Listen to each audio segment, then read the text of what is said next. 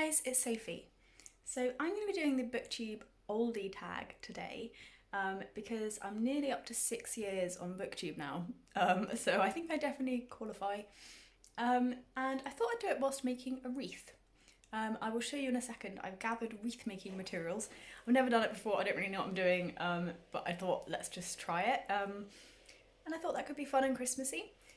So yeah, I will swizzle the camera around and show you what I have. Okay, I managed to find this thing, which I think seems to be like the most important part. And then I have this thing, which I think is just supposed to be decorations, but it looks very glittery and messy. But I think I can rig these and use them to put on here. That's the plan. I have a ribbon to put around at some point. I have this fake holly, which I thought I could kind of cut up and try and fix onto stuff. This fake pancetta, which I thought again I can snip off the little flowers and do something there. Berries, similar idea. And then the reason I wanted to do it is, okay, so we put our Christmas tree up and we got excited and it was too wide. We had to cut some of the branches off the back to make it fit and it felt like a waste just to throw them away. So this is what inspired the thing. And then I couldn't find floral wire, and that's what everybody was saying I needed, and I couldn't find gardening wire either. So I ended up getting some craft wire, which I'm not feeling that hopeful about. I have garden twine, which is my next thought. And I also bought a glue gun, which is my final route of appeal. And I think that might be good for the little bits anyway.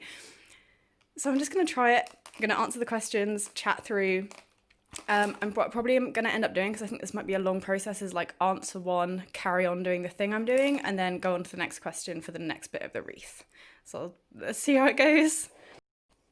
Okay, so the first question, whilst we try to put some of the leaves on, is how long have you been a part of the bookish community? So Booktube, I've already mentioned, oh god, this is going to be so messy. Booktube, as I mentioned, I joined, I think around 6 years ago now. So I made my first Booktube video, I think it was in like April or May, but like a long time ago now. And I'm pretty sure last year was 5 years, so I feel fairly confident that this year is year 6 for me on Booktube. But I was part of like the Booktube watching community for a long time before I got involved in actually making Booktube videos. I'm unsure of what I'm doing here. So I can attach little bits to it. That's step one. And then I'm like, do I secure? I might hot glue down. I feel like hot glue might be the way forward. But yeah, so I watched an awful lot of Booktube before I ever started filming videos. And I think a lot of people go that way, that they are like avid Booktube watchers before they film. And I sort of started watching Booktube probably like 2 or 3 years before I ever made my first video. I had previously watched a lot of like makeup stuff on YouTube, which is kind of weird because now I never put on makeup unless I really have to, or it's something like really posh that it's weird not to wear makeup for, but it's not like a huge part of my life anymore. But I went through this phase where I had like all of the like beauty people that I was watching, and after a while, this is probably like when I was at uni, I was like, this isn't gelling with me as much. I wonder what else is out there. And I found YA Booktube. So that was where like my first foray was. And I bought and read a lot of YA at that point. And probably, thinking back, probably my first like Booktube videos were YA Booktube videos. And I kind of didn't know there was any other kind of like bookish community out there to engage in for quite a long time. And I remember Jen and Jean were two of the very first channels that I found on like non-YA Booktube, and I was like, oh my god, I can read adult books again, which had been what I was reading the majority of the time, but all the hype around reading was about YA. So that was kind of the very commencement of it. but I watched for a really long time before I ever started filming. And I remember that it was actually at Christmas, so it was kind of like seasonal time of year that I first thought about doing it. So I went home to my mum's and I'd watched like a load of Booktube videos in that like week off that I'd had. And I remember I read Matt Haig's The Humans, and I don't really like Matt Haig that much now, but I'd sat down and read it in like one go, and I was like, oh, this is what I'm really missing. I want to be able to do this and find a community of people that do this. And I kind of hyped myself up into joining Booktube proper. Okay, so this is what we're doing so far. I'm gonna, as I said, like stop, fiddle around with my wreath. When we get to the point where the leaves are on, I'm gonna stop, because I think I've got like 6 things. I think I've got enough that we can chat in between, so I'll see you in a moment. All the leaves are attached now, I did it. So, on to the next question. I'm gonna put this on the floor, hang on. There we go. So, the next question is, what was your biggest misconception when you started Booktube? I might need the secateurs for that actually. So I think probably the biggest misconception that was there, like there's a few actually, I think I had a few misconceptions. I think one of them was that you had to have read like everything, or you had to have like a lot of books. And I think one of the things that stopped me from starting for a while, like when I was watching and kind of being like, oh, I really like this, I could talk about books, was the sense that like I was starting out behind. It felt like everyone had this like amazing sense of like all the new releases, like all the bookish news, and I was like, I don't even know where to start, I don't know where this information comes from. And I guess I felt like I wasn't enough in the know to be able to start talking about books. And to be fair, sometimes I still feel a little bit like that, in that a lot of people on Booktube, or in like adult Booktube, like work in books or have worked with books for a long time, and as someone who just is a reader, like has never worked in a bookish job in my life, that can sometimes feel like a little bit of a different place to lots of people who've done it sort of forever and ever and ever. I think I also thought that like it would be easier than it was, in a weird way, like keeping up with schedules and like building a platform. I'd never done anything like that before. I'd never had like a blog, or like, well, I had like a Tumblr blog, but that was like a sad Tumblr blog rather than a books Tumblr blog. And I think I just had no idea of like the effort involved of making and maintaining like a social media presence, platform, whatever you want to call it. And I hadn't maybe anticipated that it would be such a commitment when I'd first started. It wasn't, I mean, I guess when you first start, you aren't really thinking like long term at all. But now sitting back, looking like 6 years down the line, I'm like, wow, when I started that, I really didn't understand that this would be something that would go on for so long, and like how it would fit in with the rest of my life. Because when I started it, I was at like, I would say like a fairly chill period of my life. I was working and stuff, but I didn't have like exams going on. I didn't have like wedding planning and things. And I think I'd not realised how important it would be to carry it on through the rest of my life. So I think those were my two misconceptions. One was I kind of felt like I wasn't like book industry enough for Booktube. And also I felt like, I think my biggest misconception was it would probably be easier to maintain, because I hadn't really thought about how long it would last. So I think those are my two biggest misconceptions. I've added holly to my wreath. I'm just kind of jamming it into the stand so far, because as I say, I haven't got any wire and the other two methods didn't work. So my plan is to jam the thin things into the wire as much as I can. And then I'm gonna have to hot glue like the bigger bits, but we're gonna do that at the end. So I will start off on this in a second. I will just gather my next question. Okay, so the next question is, how do you think Booktube has changed since you first started? Really interesting question. because I actually think it's changed loads. I would say particularly in terms of content. So when I first started, the content sort of on offer on Booktube was pretty formulaic. There were like certain types of videos that people liked seeing, and they were regular videos that you filmed throughout a given month. So I'm talking like hauls, TBRs, wrap-ups, and then maybe tags. Like tags I think were bigger as well.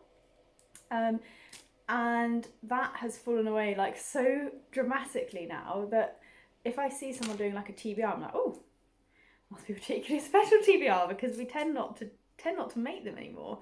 And when I started, it was very much like very similar types of content, very similar types of videos up from each person every week. And I think actually that was kind of the downfall of it, was it could become quite repetitive.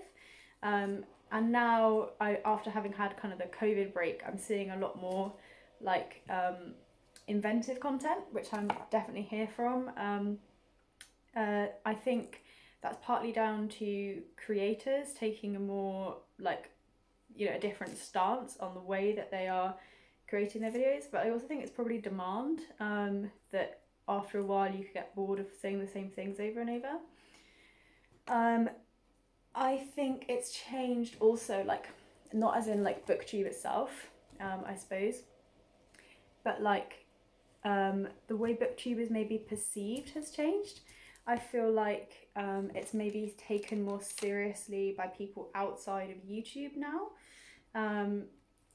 Like things like obviously that, and this is partly like what I spoke about in the last question, that lots of people on Booktube have like bookish jobs, but booktubers like judging prizes, or booktubers publishing books, like, obviously because they've done good work elsewhere too, but kind of that not being that weird of a thing. And I know that was kind of the deal with like YA booktubers quite a while before it was for adult booktubers, it feels like. But I still think it's pretty cool. Like, it feels like it's becoming a bit more mainstream. I mean, God love Barack Obama for mentioning Booktube like directly by name. It's just pretty cool. It just kind of feels like a very small community is maybe growing very small legs to wander off into the real world a little bit, which is kind of cool, because I think my sense of Booktube when we started was that adult Booktube was a really tiny corner of the internet, despite the potential audience who might have been interested in like watching people talk about bookish stuff, because there's a lot of readers, but I don't know that it reached that like target audience quite when I started. So I think that's one of the ways it's changed. I think it's great to see that there's still like an influx. So one of the things that I was like worried about, one of the things like when I was worried about when I took my break in 2019, so about this time in 2019, was it 2019 or 2018? I think it was 2019. I took a break from Booktube, and I think part of that like worry was that it would become like homogenous, that we'd end up seeing just the same creators doing the same things, that it would be hard for people starting to really make Booktube something that they belonged in and something that fitted their needs too. And I was kind of like, it's not that I don't like any of the kind of creators who would be able to share this tag with me. It was just my worry, I suppose, and my hope that Booktube would continue to expand and bring people with different insights, different ways of talking about books, even different like genres of books. One of the other things that like can be a bit frustrating is when everyone seems to be reading like the exact same thing. And obviously like there's good books, a lot of people on adult Booktube read like new releases, but like if you like turn onto a video and everyone's reading exactly the same thing, it's kind of like, how many takes on the same book can I listen to before I'm like, oh yeah, okay, I get that kind of everyone loves this. And I was worried about my own content becoming kind of part of that cycle too, that I would just be sharing views on something that everyone had already heard before or seen before, and that no one was really that interested in. I'm gonna have to stop because I need to finish off this a little bit, but I think that's what I want to say on this question. So I will fiddle around with the last of my berries, show you, and then we'll get on to the next. Okay, we have moved the floor with a very intense daylight, which shows you just how pale I am, because it's time for the hot glue gun, and I daren't use it in any like soft fabrics. So we're going to sit on the floor for a bit and do this bit. So, oh my god, why do they make things so difficult? And then, so the next question is like, what books have you been introduced to because of Booktube? Half of the books I own, basically. Whilst I don't think I have exactly the same tastes as anyone really on Booktube, there's not anyone that I'm like, oh, we're book twins, that if they like it, I'm like, oh, I'm gonna love it too. But having said that, I wouldn't have read half the books. 1 minute. Okay, it's kind of short, we're just gonna have to make it work. I wouldn't have read like half the books that I have read without Booktube. I know that for absolute certain. I think especially like, weirdly, non-fiction is something that I read a lot more of because of Booktube. I didn't really see that a lot when first going on to Booktube, and then eventually I found a book olive and I was like, oh, people read non-fiction, and that seemed really exciting. And I remember finding Nicola when she had her channel out and being like, oh, essays, that's so cool, and diving into those. And I think more than anything, Booktube has broadened my reading horizons rather than it being like a specific thing that I've found. Like, I wouldn't count it as like, I don't know how long this takes to heat up. I wouldn't count it as like a list of books. I would more say it's in general like opening me up to reading different things. Let me read this. Okay, it takes 4 minutes. We'll do the next question. I have memorised it this time because it felt a bit awkward having to keep going off to try and remember things. So it's what frustrates you about Booktube? Quite a lot of things frustrate me about Booktube. Not enough ever that it's been like, oh, screw this. Hang on. This is difficult. Am I supposed to, is this how this works? Or is it supposed to clip in like that? Ah. No? I don't know. So one of the things I find frustrating, which is like, I think an intrinsic YouTube thing, and is why I did my break last year, is partly like the relentlessness of content production on Booktube and YouTube in general, I think, which is different to other media forms like podcasts or TV shows, where there are regular kind of scheduled periods of live content producing time, of like series or seasons, and then periods of expected downtime. So whole, you know, like a month or so, like I did, where content, it won't be produced and isn't expected to be produced. And I haven't felt like I've needed to take a like formal break this year, because I pretty much took a break through all of lockdown 1. But I do kind of wish that there was more acceptability of the idea that content producers would value breaks in the same way they value producing content. And that's not me speaking for everyone. This is me having like this is my own personal take on it. But I do think that the continuing like twice weekly content schedule is a lot to ask of creators. And I guess I kind of feel like YouTube is still a platform in which there's an expectation, not necessarily that you, I mean, you guys would probably just say like, take a break whenever you want, be nice to yourself, and I know that it's not about viewers, it's more about the culture, I suppose, of YouTube as a continuously updating platform, that your channel and your presence becomes old very quick if you go away. Hang on. I don't quite know how we're going to do these frosted things. God, they smell terrible. Oh, whatever they've been sprayed with is horrid. That one smells okay. I think it's the ones that have like the frost on them.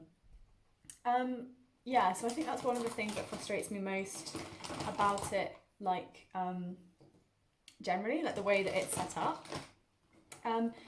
Then another thing that frustrates me, that is a Sophie thing, like a definitely my channel thing, is since I made the Infinite Jest video ages ago, which I still really like, I've become a little bit of like a marker for I don't know whether it is like incels or whether it is like just quite a toxic like masculine presence on Reddit and on sites like 4chan, and I delete the comments as soon as they come in, but I quite reliably get quite nasty comments on lots of my videos, and I get a lot of comments on particular videos that the people who are making them don't think I should be talking about the books I'm talking about, which can be quite frustrating.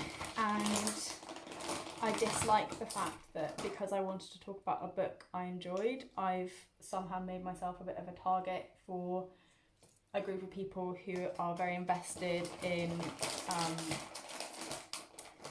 sort of sexist comments and emails, etc. And like even outside of like just the comments on the videos, I've had a lot of emails and a lot of just a lot of trolls basically built from that specific thing, and I can cope with it, it's fine. Like now I'm like, oh whatever, but I don't like the fact that if you search my channel you'll find a lot of those things, and people judging the way I look, the way I talk, my body, whether or not I'm essentially fuckable. It just is like, oh, that's not a part of the bookish world I'd intended to find myself in. But I think generally it's such a positive place, and I think I'm pretty good at managing what comes in and trying to keep my videos and my space here on the internet friendly and open and not nasty or scary, or talking about things that challenging things, but not talking about things with the intent of making anyone's life harder or being provocative. And I like the kind of safe, quiet space I've made here. So I think in general, I hope nobody really sees that side that I'm talking about now. But it is just disappointing for that to be part of my experience. But I also know that's just being a woman on the internet. So yeah, I'm gonna try and hot glue gun some stuff. I don't trust myself to do it whilst we talk. But we have the terrible smelling pine cones. We have the standard pine cones. We have white pine cones. We have these small shaky things that smell nice. We have small spiky things and a cinnamon stick. So I'll let me try and glue things down and I'll show you how I get on. So that's what it looks like, and I think I'm going to stop there. So I think that looks quite busy. I've still got these. These are big though, so kind of pretty big. They might fit on the tree somewhere maybe, or I might just put them in a little bowl or something. But so that's what we've gotten to. I have one question left, so I'm going to turn around and chat to you whilst the glue is drying about my final question. So the last question is, what are your hopes for the future of Booktube? And I hope that it remains a really safe, comforting place where we can challenge our misconceptions and support each other to learn. I also hope that we find new strains of types of things that booktubers can be. I'd be really interested just to see, like, I guess I don't have like a list of things I want. I more would be interested in seeing how it evolves and how it links in with other communities on the internet, and I want to see what people are doing, like new people are doing on Booktube. And sometimes I find it hard to like link in and understand where people are at and like what the new exciting stuff is that's happening on Booktube. I found a girl on Instagram the other day who commented on my post, and I followed her Instagram and she made YouTube videos. She's called Lass in Linen. I'll link her down below. But I watched some of her videos and I was just like, I kind of miss knowing who the new people were and miss knowing like the kinds of content that is being made that I don't necessarily see. And I guess I'm just excited to see what happens next. I don't have an idea about what it needs to look like. I wouldn't think that I'm the right person to say that. I just want I want it to stay a safe and nice place for as many people as possible and be inviting for as many people as possible, and I really want to be able to see the journey. I think that's where I'm at. So yeah, hopefully you've enjoyed watching me make a wreath. I'm pretty proud. I think it came out okay.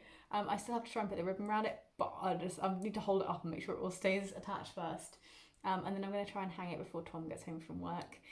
If I manage it and it doesn't fall apart, I will do a very, very brief clip at the end of this, just to show you what it looks like when it's all done. I'll see you guys again soon. It's going to probably be my first Ulysses live video. I'm planning on doing that on the 7th. So I'll see you guys again soon for that video, and look after yourselves until then. Bye.